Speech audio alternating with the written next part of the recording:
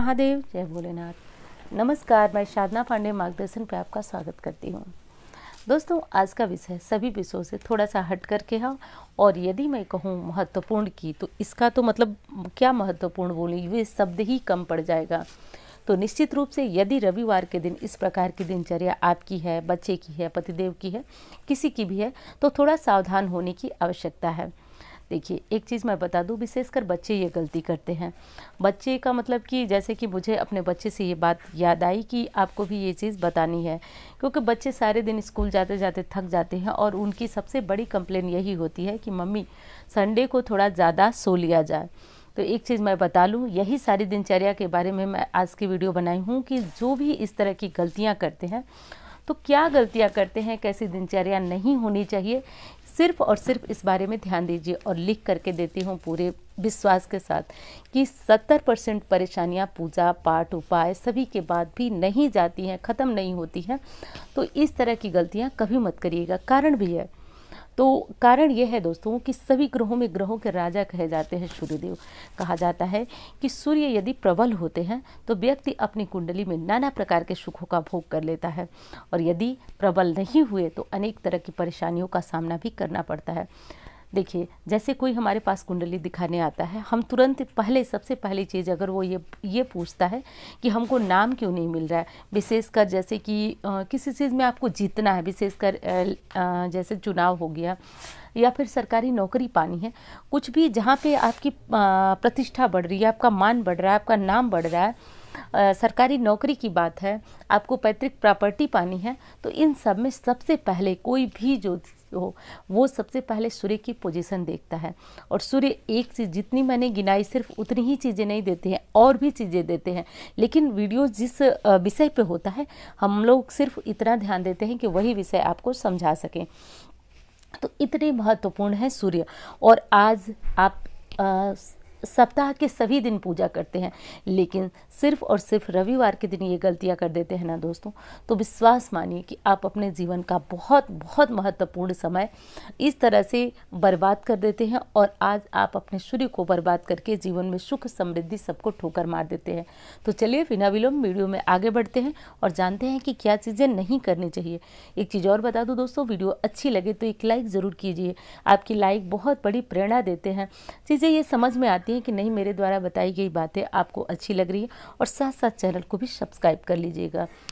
सबसे पहली चीज़, जैसा कि मैंने शुरू में ही कहा कि बच्चे बहुत परेशान करते हैं कि कम से कम रविवार को तो हमको छोड़ा जाए, हमको सोने दिया जाए।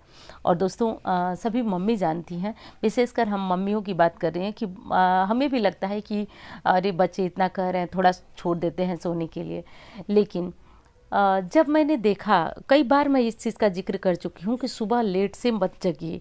तो सुबह यदि बच्चे लेट से जगते हैं, देर से जगते हैं, तो निश्चित रूप से दोस्तों मानिए कि सूर्य कुंडली में दिखाएंगे कि वो अच्छे घर में है, अच्छी पोजीशन में है, लेकिन बच्चे को उसका लाभ नहीं मिल पाएगा। यहाँ बच्चा शब्द संबोधित मैं इसलिए कह रही हूँ क्योंकि मैंने बताया कि बच्चे ऐसा करते हैं, तो उसका लाभ नहीं मिल पाता। इसका सीधा असर, सीधा कारण यही होता है कि रविवार सूर्य नारायण का दिन है। व्रत करें न करें, उपाय करें न करें, लेकिन बच्चे को सूर्योदय से पहले जगाएं। बच्चा रोएगा, परेशान करेगा, लेकिन उस पल, उस दिन को याद करिए जब बच्चा जीवन में ठोकरें खाएगा, परेशानियां आएंगी उसके जीवन में, वो तब भी रोएगा और आपको संभालना पड़ेगा। इसलिए मेरा कहना मानिए और उसको सूर्योदय से पहले बहुत प्यार से जगा कर रखिए, विशेषकर रविवार के दिन। अन्य दिनों में यदि थोड़ा सा लेट हो जाता है कोई बात नहीं, लेकिन रविवार के दिन सूर्योदय से पहले जगाइए। और यदि बड़े मेरी वीडियो को सुन रहे हैं तो आप गांठ बांधिए, इस बात में पूरी तरह सच्चाई है, इस चीज़ को आप समझिएगा।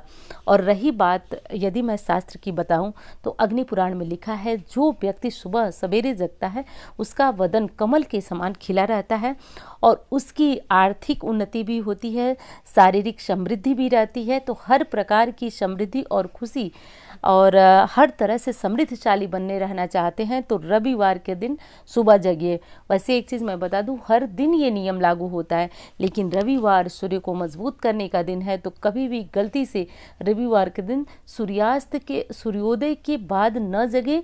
ऐसा करें कि उगते हुए सूर्य का स्वागत आप स्वयं करें, सूर्य आपको न जगाने पाए, इस चीज़ का ध्यान रखिएगा। दूसरी चीज़, रविवार को जगने के बाद, हाँ दोस्तों एक चीज़ और बता दूं, जीवन में किसी तरह की दिक्कतें हैं और कोई ग्रह है या फिर क्या दिक्कत है जिससे पूजा पाठ सब कुछ काम नहीं आ रहा है, तो ऐसे में कुंडली दिखाने का मन होता है कि आखिर हम जान सके कि क्या दिक्कत है। तो इन नंबरों पर संपर्क करके आप मुझसे अपनी कुंडली विश्लेषण करवा सकते हैं।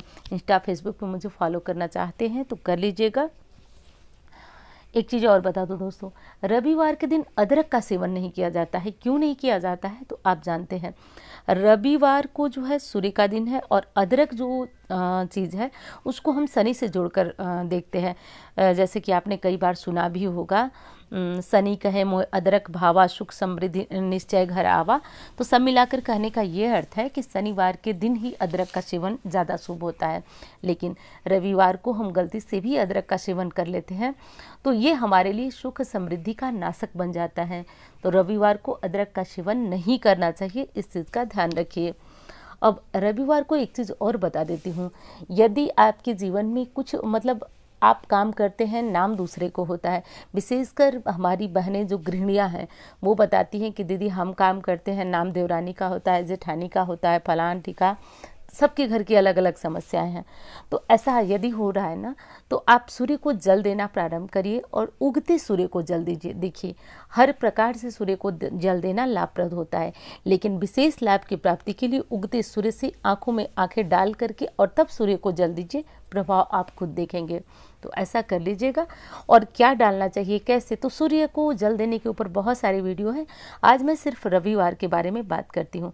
और दोस्तों आप तो जानते हैं, जैसे मुझे लगता है कि कोई वीडियो मतलब अक्सर मेरे ऊपर अगर घटित होती है, जैसे मैंने बताया कि बच्चे ने बहुत जिद की, तो इसलिए मैंने कहा कि ये सारी चीज़ें ज़रूर आपके साथ भी हो रही होंगी, तो मैं आपके लिए भी इस तरह की वीडियो तैयार कर देती हूँ। और वीडियो अच्छी लगे तो आप इस वीडियो को लाइक करें, साथ साथ चैनल को भी सब्सक्राइब कर लीजिएगा।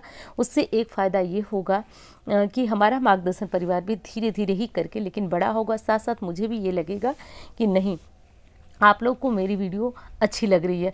दोस्तों बातें बहुत छोटी थी, आपको शायद पता होगी, लेकिन 70% दिक्कतें सिर्फ और सिर्फ विश्वास मानिए रविवार के दिन ये कार्य करने से आ जाती हैं और जीवन की सभी समस्याओं का अंत जो है वो मतलब पूजा पाठ से नहीं मिल पाता है। तो ये जो है दिनचर्या को सुधारिए और उसके बाद अपना जो भी पूजा पाठ उपाय है वो करना प्रारंभ करिए। तो चलिए भोलेनाथ के नाम के जयकारे लगाते रहिए। हर हर महादेव।